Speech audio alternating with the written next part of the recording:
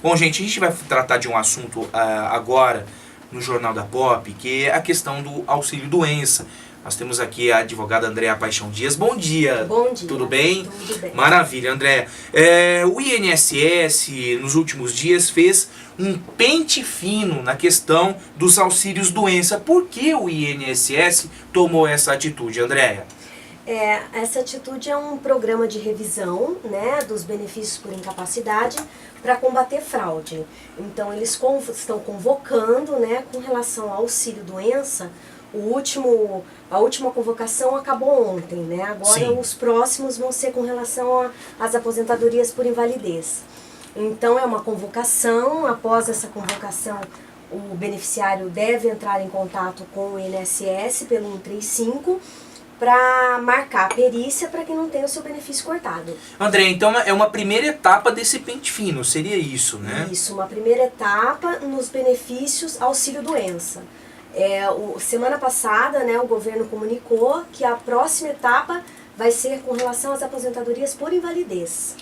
Entendi. Então quem é aposentado por invalidez precisará, essas aposentadorias também passarão por revisão, é isso, né? Isso, é um programa de revisão e é muito importante que o beneficiário da aposentadoria por invalidez tenha seu cadastro no INSS atualizado, porque caso o INSS não consiga entrar em contato com esse beneficiário, ele pode ter o benefício cortado. O INSS tem deixado muito claro nas notas que divulga a imprensa, nas notícias, que de fato quem for chamado a essa convocação e não participar dela, de fato terá o benefício cortado, né? É isso mesmo, ele precisa ter o cadastro atualizado, porque senão ele vai ter o benefício cortado. E caso ele também não compareça ou não mande um procurador com procuração ou não justifique a ausência, ele vai ter o benefício cortado e ele vai ficar sem receber, e aí ele vai ter que entrar, muitas vezes vai ter que entrar na justiça para poder reativar esse benefício. Andréia, essa atitude do INSS é para conter os enormes ralos que a Previdência Social mantém? Para combater fraudes, porque também existe aqueles beneficiários que já faleceram, que estão recebendo benefício, e muitos que não precisam realmente do benefício e está recebendo. Então, é para combater fraude e gastos. Hoje, você como uma advogada especialista em direito previdenciário, Andréia, hoje o INSS está bem mais rigoroso com relação à concessão de benefícios? Sim, está muito mais rigoroso. A pessoa tem que realmente comprovar que está incapaz para trabalhar, senão fica muito difícil de ser concedido o benefício. Outra coisa importante, né, que para lembrar o beneficiário da aposentadoria por invalidez, que ele tem que estar com a documentação em ordem. Ou seja, ele precisa estar com os laudos médicos, mesmo que sejam os laudos anteriores, receitas médicas, ter toda essa documentação organizada, porque quando chegar a convocação, ele tem 5 dias, tá? Essa foi a forma que o governo fez no caso do auxílio-doença. Ele vai ter 5 dias para entrar em contato e, no dia da perícia, apresentar essa documentação.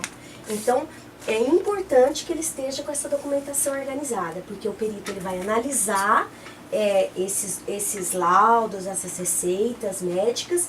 Além dessa análise que ele vai fazer nessa documentação, ele vai fazer o exame clínico também. Então, é muito importante que o beneficiário leve essa documentação no dia da perícia.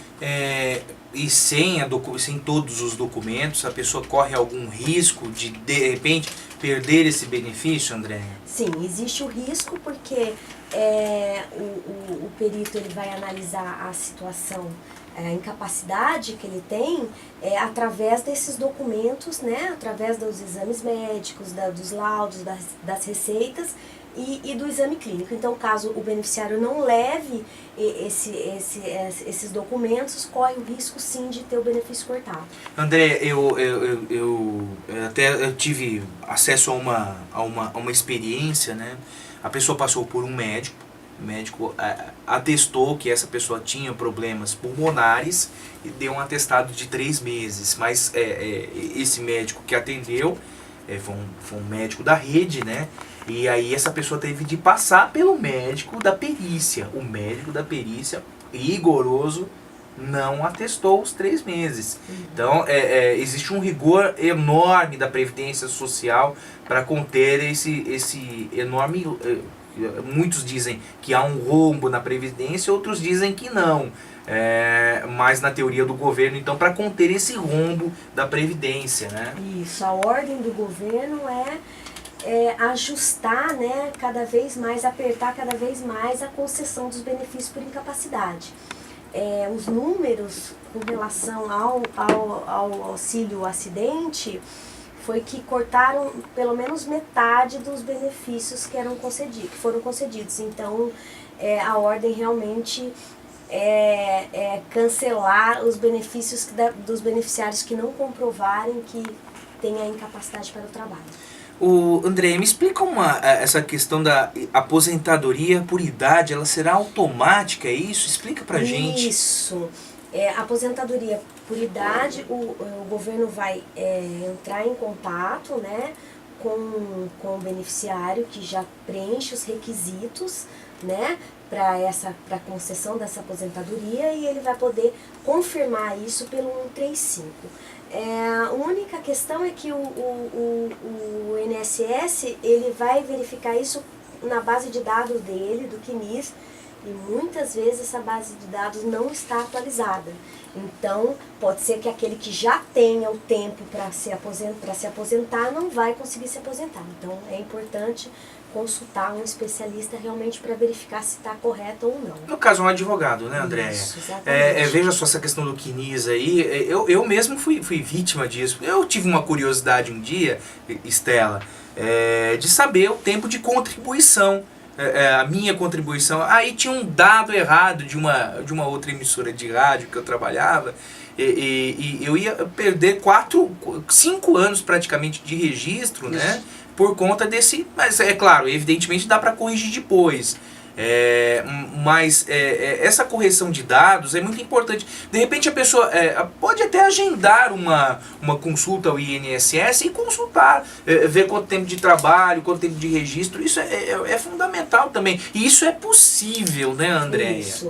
É importante, né, a pessoa ir até o INSS, retirar esse documento, o CNIS, para que veja se está atualizada os dados, as suas informações, para que possa corrigir. Porque às vezes acontece de ter tempo na carteira registrado na CTPS e não tá, essa informação não está no INSS. E aí, se não tiver, não vai computar, né, esse tempo que não está registrado no banco de dados do INSS. Então, a gente não sabe se essa aposentadoria automática, essa aposentadoria por idade automática que o governo vai fazer, se vai ser tão eficiente com relação a essa questão dos dados. Tenho minhas dúvidas, viu, Andréia? Eu tenho minhas dúvidas que o INSS liga na casa do contribuinte e olha, você pode aposentar. Eu, sinceramente, tenho minhas dúvidas. O Fred diz o seguinte, o problema dessa revisão é que muitos que precisam vão se prejudicar. Pode até dizer que não, mas muitos vão ter seus benefícios cortados por, mais uma vez, por incompetência do INSS, não vai saber analisar. O governo quer arrancar dinheiro de algum lugar, até o salário mínimo querem não aplicar, né, a correção dos R$10. Pode uma situação dessa, até quando, né, questiona o Fred. Tem muito abuso sim, tá? Houve muita reclamação porque nessas perícias, às vezes o perito não fica 5 minutos ali analisando as questões de saúde do beneficiário, então muitas vezes essa perícia ela é ineficiente. Então esse beneficiário pode ter o benefício cortado vai ter que entrar na justiça para poder reaver esse benefício. André, tem uma pergunta aqui da Patrícia. A Patrícia pergunta o seguinte: dona de casa pode se aposentar? Pode se aposentar. Basta contribuir como facultativa. E aí com a contribuição cabe à pessoa, se ela quiser contribuir com o salário mínimo. Isso, ela vai conseguir um benefício de um salário mínimo. Então ela precisa contribuir, né, ir até o INSS, fazer o recolhimento para poder se aposentar. É o popular carnê laranja, né? Isso. Não mudou a cor do carnê, né?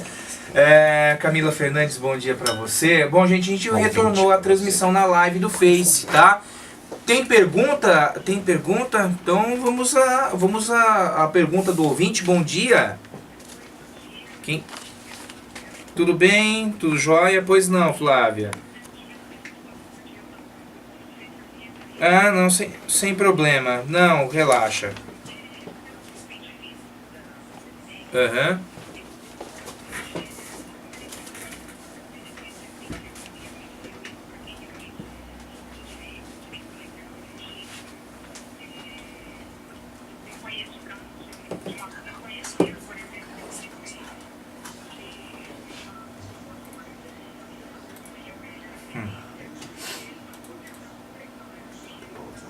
É um absurdo, né? É um absurdo isso.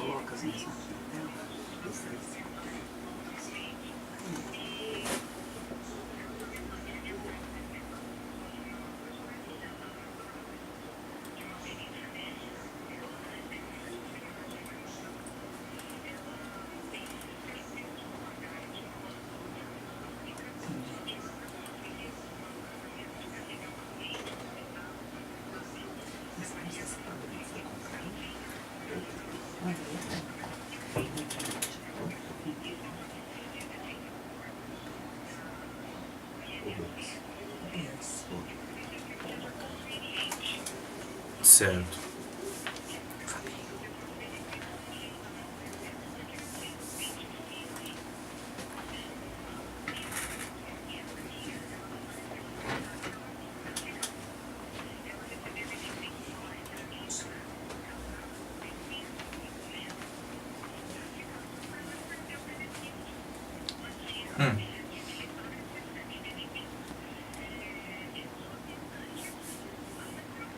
Esses são os absurdos da Previdência, né, doutora Andréia? Com certeza, né? Com relação à pensão dos militares, vai ser muito difícil mexer nesse daí. Né? Pois é. É um vespeiro isso, né, Isso, doutora com Andréia? certeza.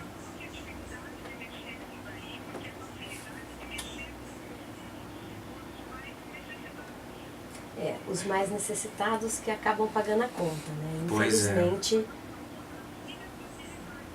é isso mesmo. Tá certo.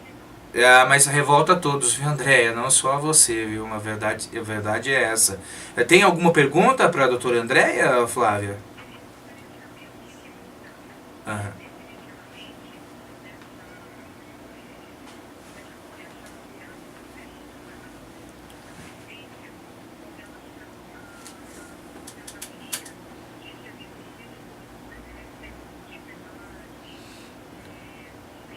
Correto. Por Correto. enquanto permanece igual. Se houver a reforma, aí a gente vai ver como que vai ser feita essa alteração com relação aos servidores públicos. Tá certo. Tá joia. Obrigado você, Flávia, pela participação. Bom dia. Obrigada, Flávia. Obrigado. Quais os documentos que a pessoa deve guardar para se aposentar? Porque a gente tem como único documento que a gente imagina que é a questão da aposentadoria, é a carteira de trabalho, mas tem muitos profissionais que são autônomos. Então, que tipo de documento a pessoa deve tomar cuidado, deve guardar para depois se aposentar, doutora Andréia? Então, todos os documentos são importantes, né? A Sim. CPPS, primeiramente, os carnês, quando a pessoa recolhe como autônomo, né?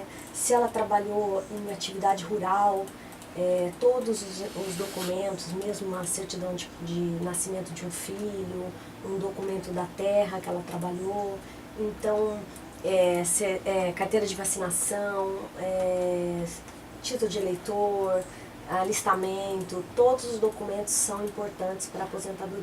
O mais importante é regularizar essa situação no INSS, né, no banco de dados do INSS. Sim, porque eu acredito que essa questão da modernização do banco de dados do INSS é importante, né?